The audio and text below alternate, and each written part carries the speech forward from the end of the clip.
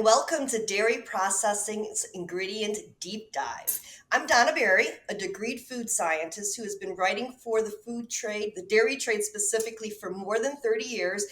And I'm also a contributing editor to Dairy Processing, which is hosting us today. So I am pleased to be joined by my friend and colleague, Ivan Gonzales, Marketing Director for Plant-Based Dairy and Ingredion.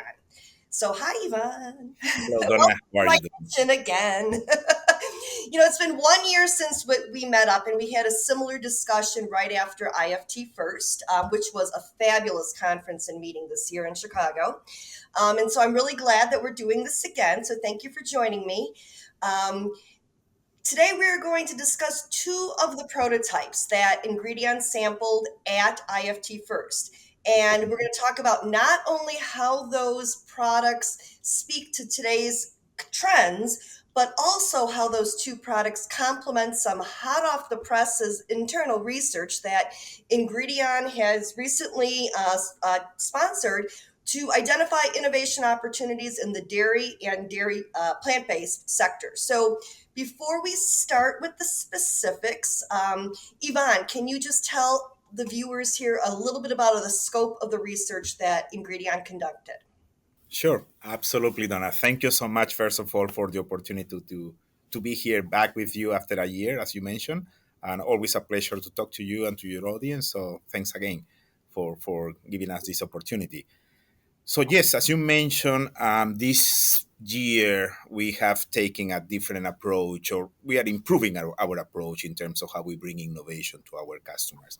And one of them is trying to establish that connection with consumers in a deeper way. So to really understand what we call those white spaces, those innovation opportunities.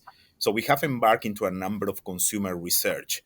An ingredient proprietary consumer research to really understand those specific needs and what is happening in the market, and more importantly, what needs are not being met today by the products that are already in the shelves. So, particularly this year in 2024, at the beginning of the year, we finalized our dairy and plant-based dairy consumer research across different categories. So we are talking about yogurts, milks, ice cream, creamers, and cheese.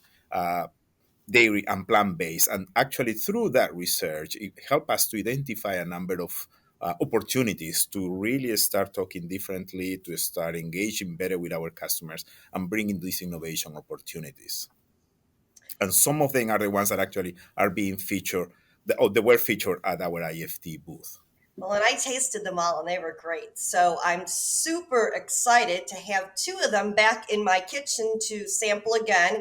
And I have to say that when they arrived yesterday, I did indulge a little bit because they're really good stuff. So these were products that were, like you said, sampled at IFT in July. My samples are fresh samples. They weren't made for IFT in July. Now, these products I know do not contain any dairy, but they can be produced by dairy processors. It's an Mhm. opportunity for them to get into that plant based space using the same production equipment and packaging Mhm. equipment they had. These products could also be made with cow's milk, and they could also be made with both cows and plant based, which is emerging, or I'm starting to hear a lot about it more in the meat space, but also in the dairy space of these hybrids as a way to, I guess, introduce consumers to the alternative proteins, the plant proteins, as well as to give them an opportunity to diversify their protein intake so they Mhm. feel like they're doing better for the world. It also, I think, allows you to pack more protein into a product. So I'm going to go ahead and get the first sample to taste because I kept it cold. Why Mhm. don't you talk a little bit about this category of hybrid? Yes, absolutely. And that's something actually that came really in a very interesting way in our research, Donna. Thanks for bringing up that topic. Um, so, a couple of things that happen is when probably when we study the market or what happened over the last couple of years, yes, plant-based foods in general has been a little bit challenging. I'm glad that you see you're having them there. Um, so, have been challenging the last couple of years in terms of growth, right? But when we really look into the fundamentals of initially why people jump into plant-based dairy alternatives or meat alternative for this case, those fundamentals still remain really solid in the research that we've done. Like, for example, yes, they are interested in sustainability, they are interested in health, they are interested in animal welfare. So there are those topics that still resonate really strong with consumers. And that's why we strongly believe that this is going to turn around. Now, they face their challenges in terms of taste, in terms of texture, in terms of nutritional value that need to be addressed by the new generation of products that most likely going to start coming up after 2024, 2025. So that's one part. The other part is when we really analyze in terms of what's happening with the consumers. So what group of consumers are actually, it came clearly that the majority, 37%, I think, of the consumers today are actually hybrid or they consume plant-based and they consume dairy or they consume plant-based meat or they consume regular meat. So it is actually the majority of of the consumers are dual users of dairy and plant-based products. Now, when you look into more specifically what the group of people that is not consuming these products is very interesting because they mention that they are not familiar with the taste, certain functionality that they find in traditional dairy, the nutritional aspects that I was mentioning.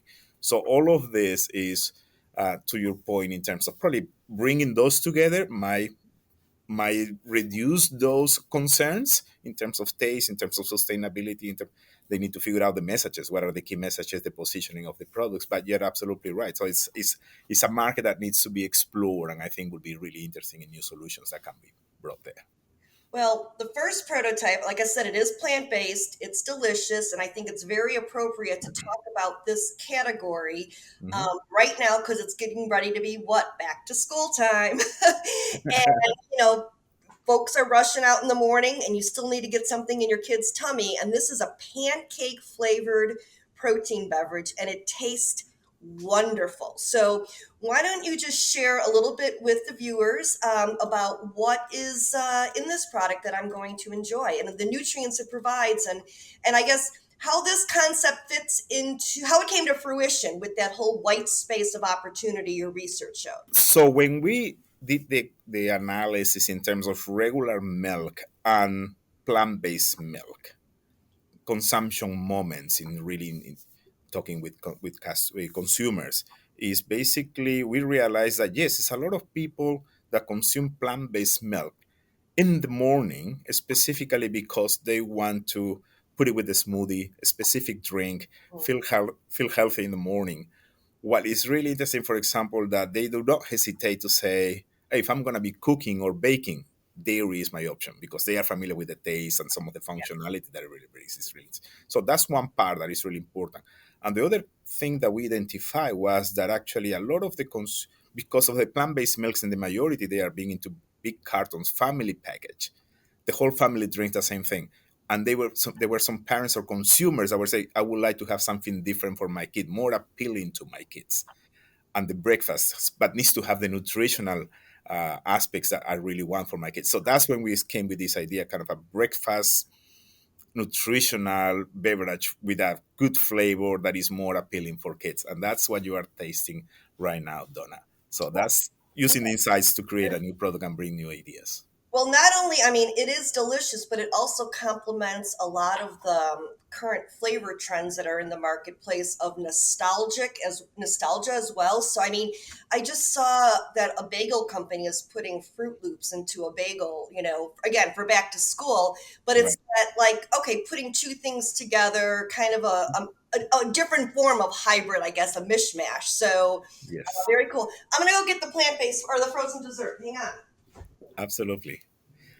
And for the frozen dessert, I might tell you a couple of things in terms of insights of what we found through our research. Um, two interesting things. So we combine a little bit of what we learned on the yogurt space, right? So yogurt space, we all know Greek very strong in terms of the perception of protein, healthier, and what it's bringing. Where yogurt is being consumed today, of course, no brain there, no much thinking there. It's morning, mid afternoon snack. That's what it is. But when it comes to really what's happening in the evening at night, people is not consuming yogurt. The consumption is dropping there.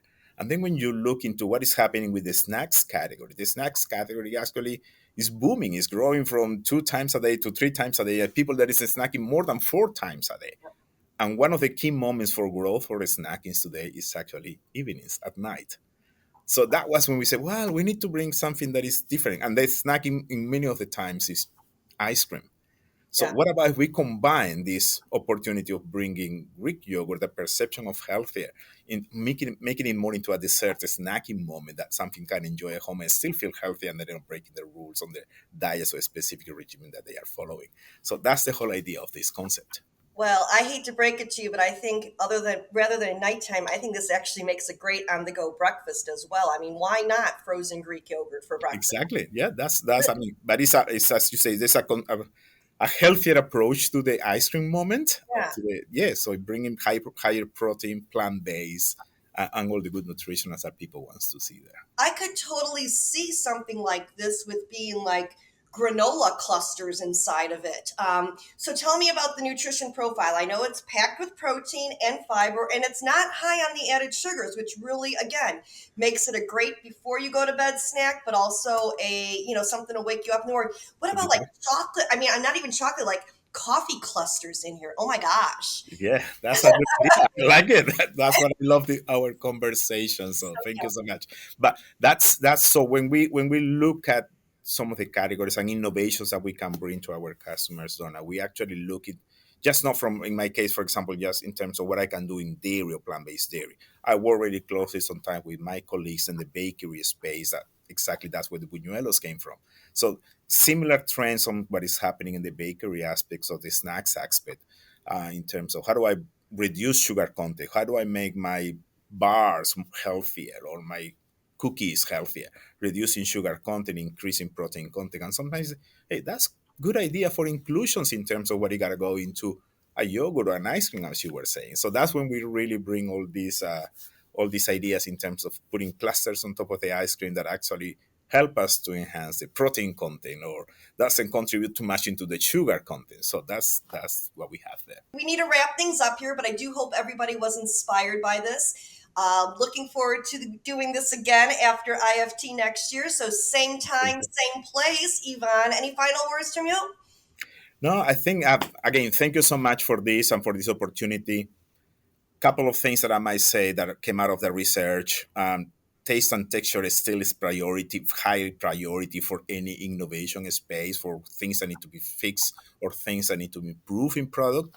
Um, we are happy to share further information of this research with your group of customers. So please feel free to contact us on Ingredion, and I'm more than happy to support you on those Well, things. thank you, my friend. On behalf of Dairy Processing and Soslin Publishing, thank you very much for joining us today and happy innovating. Thank you.